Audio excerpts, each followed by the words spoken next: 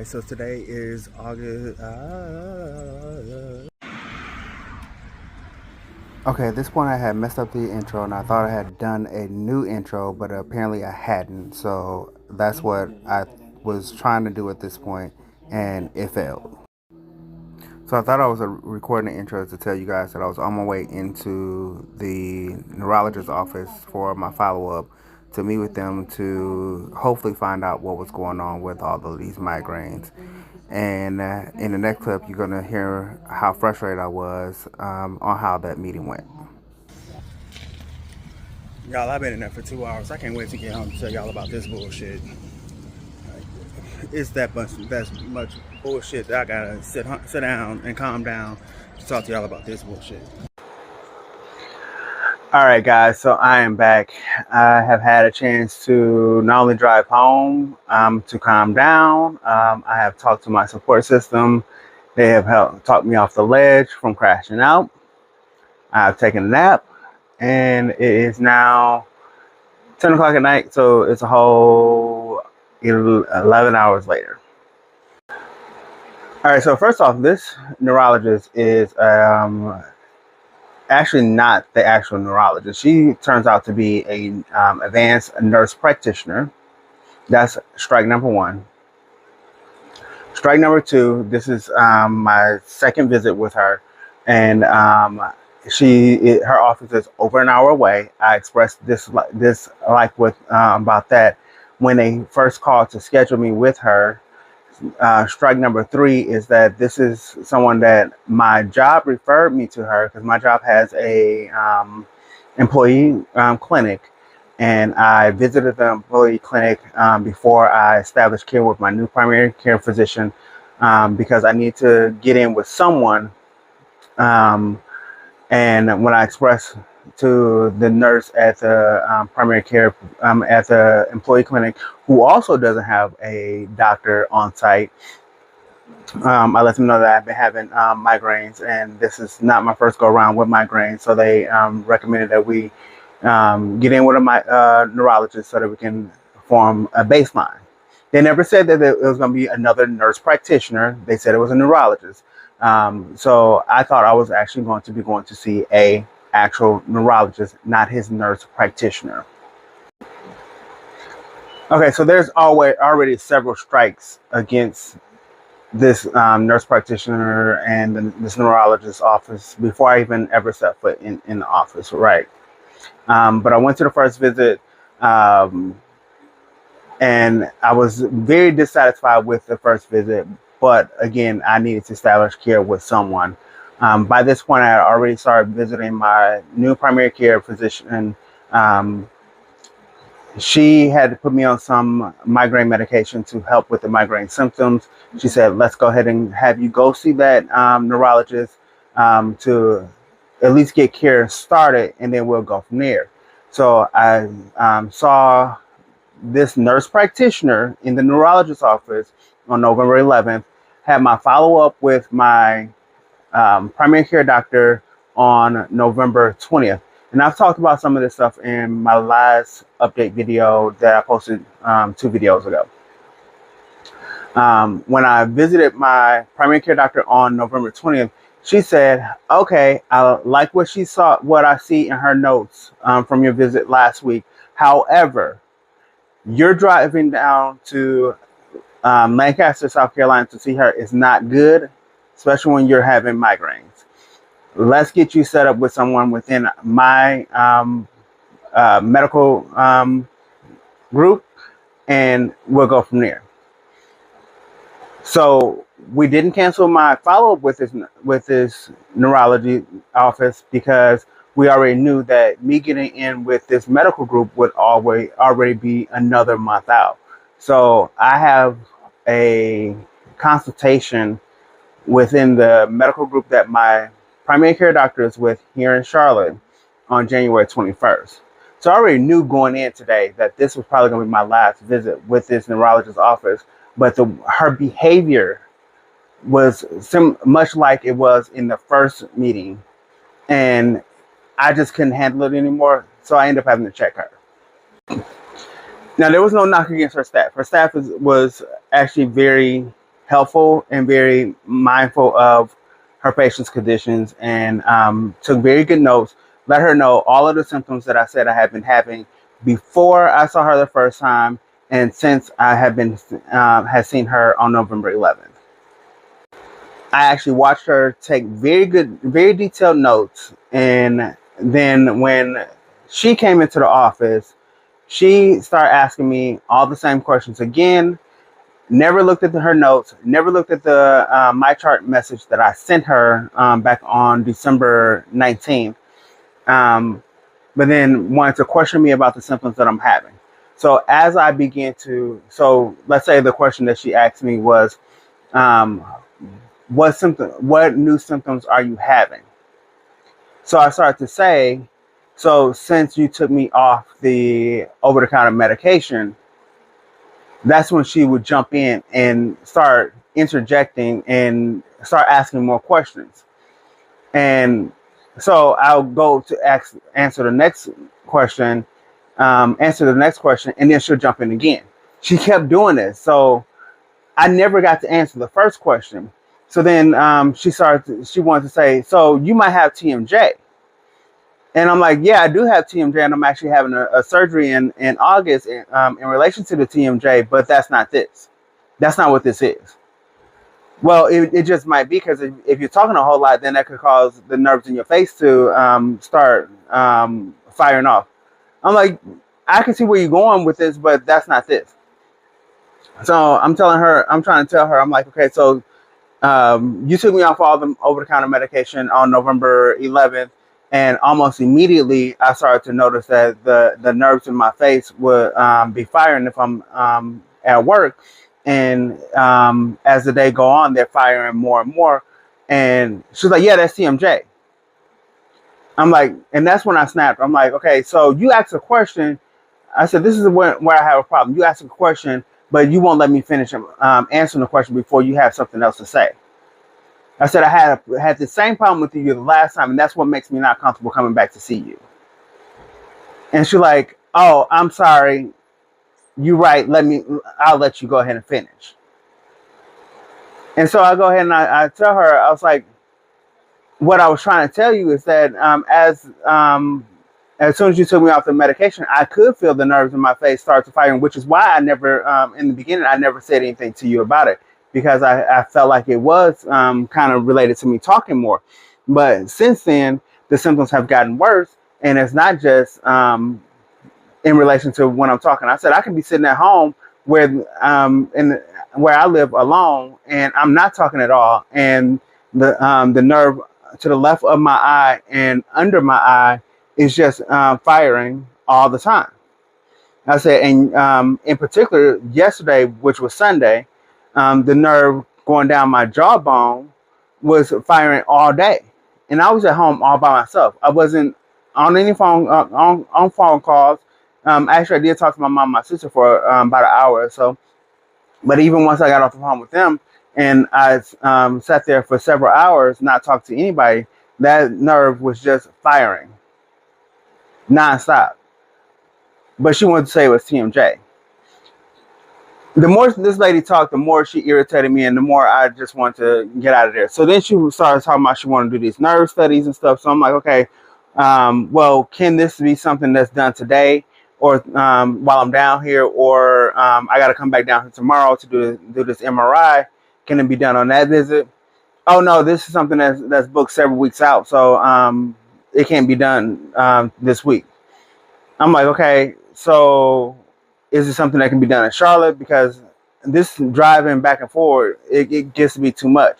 And then most of these things that you want done can be done on my day off. I had to do it on a day that I work, and then that's another day that I got to miss at work. And that can be done arranged either. So I'm telling her, I'm like, okay, so can it be done in Charlotte? So then she want to buck up against that and tell me that this is something that they manage in their office. So if I want it done in Charlotte, I got to arrange to be seen by a neurologist in Charlotte, and they have to evaluate me and determine if that's something that they want to do.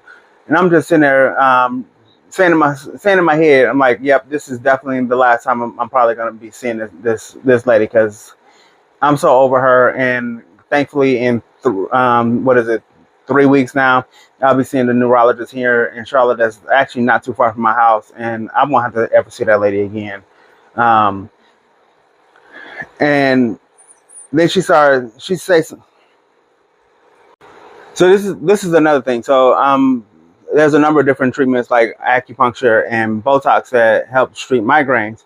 So I'm asking her, I'm like, okay, so do you guys offer those? And no, I asked her, I said, would you suggest any of those for my situation? And she's like, oh, I don't know if I wouldn't even evaluate you for those because we don't offer those things here. You have to see somebody else to see if you're a candidate for that, because we wouldn't even evaluate you for those since we don't offer those. I'm like, okay, that's another strike against this office.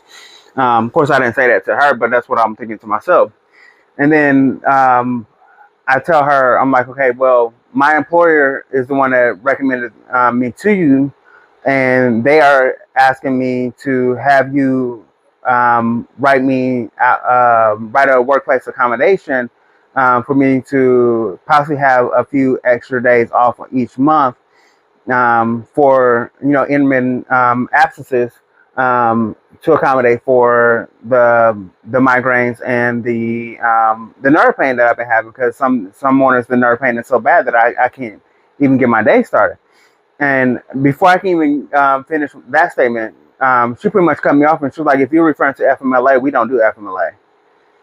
And I'm like, okay, gotcha. I was like, yeah, that was one accommodation I was going to ask for. The other one, I was like, my job offers work from home. And since I have found that doing aromatherapy at home, I was going to ask you to write for that. But that's okay, since you don't do you don't write for workplace accommodations. I'm not, no, that's okay. No, I'm not managing the aromatherapy, so I don't really want to do it. But I'll write for it, and see. I'm not the one that's approved, but I'll write for it and see if your employer approved for it. I was like, no, that's okay. That's quite all right. Don't even worry yourself about it. She's like, I don't know if the forms have to come directly from your employer, or if you have the forms, you can send them to me through my chart, and I'll definitely write for some intermittent days, as well as some the possible work from home for the aromatherapy.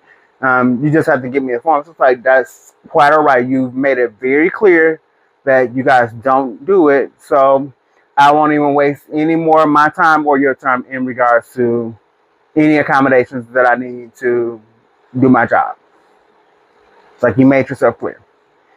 So, needless to say, by the end of the visit, and then on top of that, I'm expecting this to take probably an hour. Most doctor visits don't usually take more than an hour.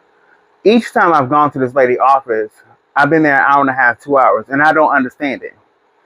All you're doing is when I was talking to my mom tonight in regards to this, I'm like, if this lady would stop interrupting me, these visits don't have to be this long.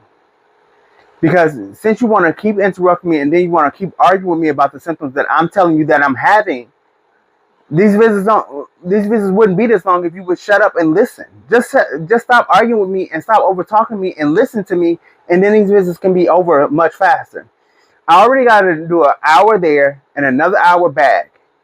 Imagine if I didn't have my own car. Imagine if I was taking an Uber or Lyft or public transportation. The commute would be so much longer.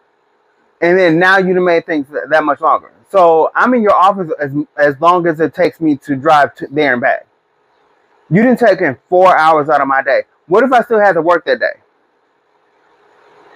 And that's why I'm like, this is way too much for me to be dealing with, in addition to all this other stuff, other treatments that you want me to be doing and be driving back and forward. I got a call from her office the other day. To schedule physical therapy. As soon as they told me why they were calling me, I pretty much shut them down. I said, I'm not scheduling physical therapy with you guys. I live over an hour away from your office. I still have to work. You're probably going to want to do physical therapy at least once a week, possibly 2 or 3 times a week. I'm not going to be driving an hour there, an hour back, and still have to go to work after physical therapy. It's not happening. And the scheduler, she immediately was like, yeah, I saw that you live in Charlotte. I saw that you was that far away. I agree. It's not worth it. It's going to be way more hassle than what it's worth.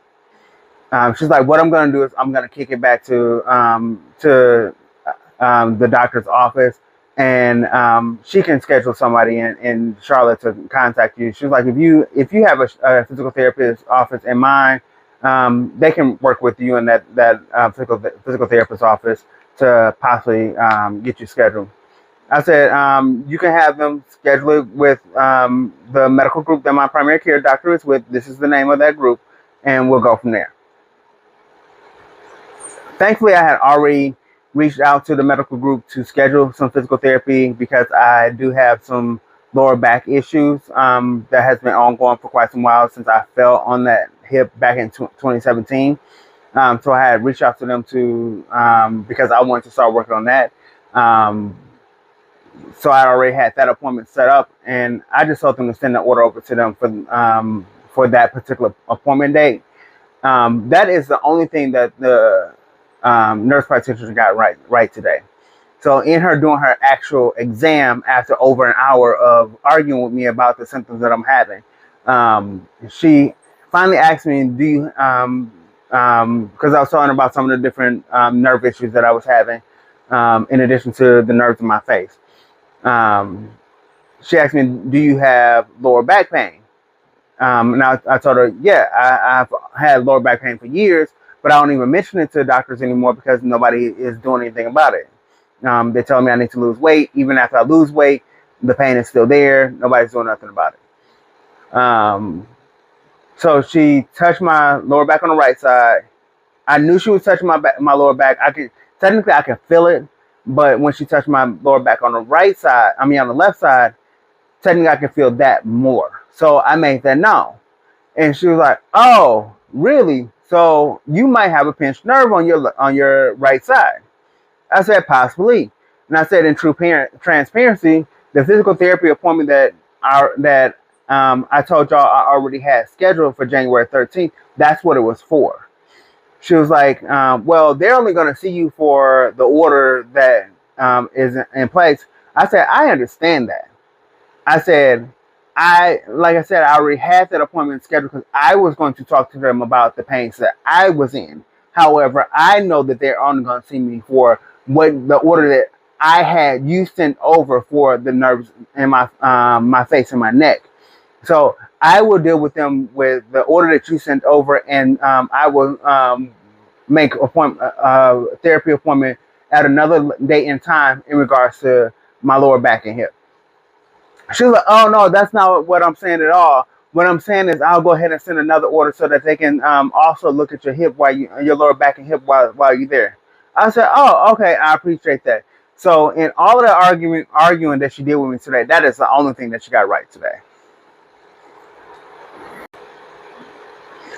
The only other thing that she did today was she doubled my dose of Topiramate again. So on the original visit in November, she gave me 50 milligrams of Topiramate to take each night.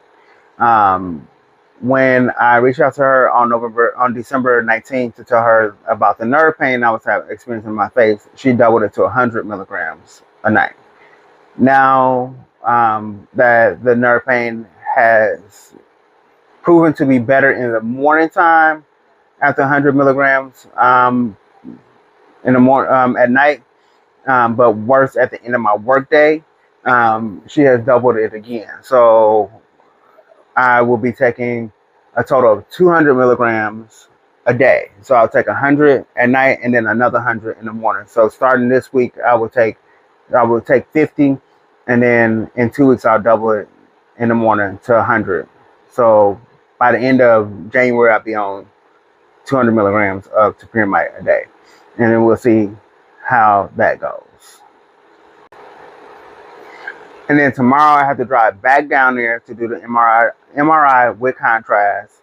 So today I went back to the tattoo shop to have my Daith piercing taken out. I don't think I'm gonna have it put back in. I'm gonna let it heal and see if that, just doing research on my own to see if that had anything to do with nerves that the nerve pain I've been feeling. I don't think it did. The research that I've been doing on my own says that it shouldn't have had anything to do with any nerve pain that I've been feeling, but we will see. I'm not sure if I'm ever going to get the piercing put back in. Because I've been having so many other medical issues, I don't know what other medical procedures I might have to have down the road, so I don't want to have to keep paying to have it put in, taken out, put in, taken out. It's already cost me over $100 to have that thing put in and taken out once. So for now, I'm just gonna leave it out, and if down the road I continue start having migraines again, and feel like I need to have it put back in, then I will consider it. But for now, I'm just gonna leave it out. Like I said before, I start physical therapy on the 13th of January. That will be my last day off before I go back to work on the 14th. That is primarily for the muscles in my neck and my shoulders in relation to the migraines. Like I said, she is sending an order over for the issues with my lower back and hip. And I have to be in physical therapy for 4 to 6 weeks. And if there's no difference in how that lower back and hip feels after that, then she can order a MRI of that area. I will have the physical therapist monitor the difference from week to week, and if he or she feels that there's no change in that, I'm going to tell him to have my primary care doctor, since they are within the same system, order that MRI, because I'm not going back down to Lancaster, South Carolina for another MRI when I can have that done right here in Charlotte. Especially since my primary care doctor is going to want a copy of the MRI anyway. She's already probably going to want a copy of this MRI tomorrow. And my new neurologist is going to want a copy of tomorrow's MRI. So when I get done and when I get the results of tomorrow's MRI, I'm already going to order a copy of my medical records to be sent to them two doctors anyway. The MRI tomorrow is for the nerves in my face. She made that clear today. It's an MRI with dye contrast for the nerves in my face. She want to see basically the path of the nerves and if there's any pinched nerves anywhere in my face. It's a whole lot. It's been a very interesting day. It's been a overwhelming wrap up to 2024, but I'm ready for it to be over. I'm ready to, I honestly would have liked to left this issue in 2024. But since I have to take it into 2025, I'm hoping to be done with it sooner rather than later. Now, to end this video on a much more positive note, on Christmas Eve, I've been weighing myself pretty much every day for almost the last 60 days. One, because the app that I use, which is the VeriSync,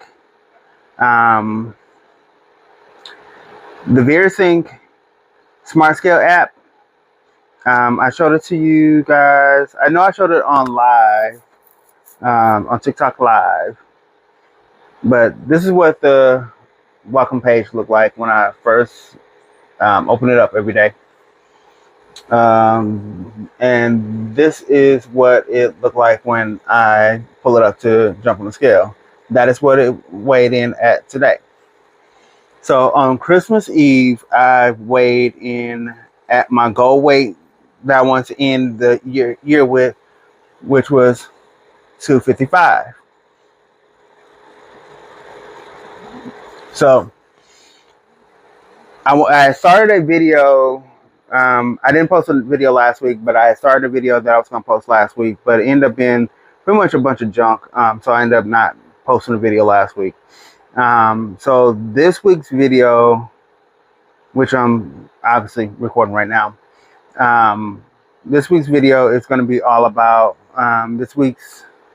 what I want to talk about in relation to that is that this week, Sunday, which was yesterday, is also the first week of 2025. So for 2025, my challenge is to weigh myself every week, and I have a chart here of to track that. So the first square here is to put my starting weight, which was for Sunday, 12/29/2025. I weighed 255.9. So I am going to go ahead and write that in the chart.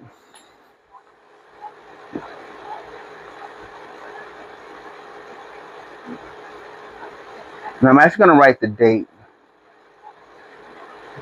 just for tracking purposes. All right, so I wrote that into the chart here. And so each week I'm going to keep track of that. Had I not talked so much about the doctor's visit, I probably would have did my measurements this week, but that will be great for next week, because next week our weigh-in will also be a kickoff to my birthday celebration. So I am going to go ahead and wrap up this video for now, because this video is already much longer than I had planned on it being.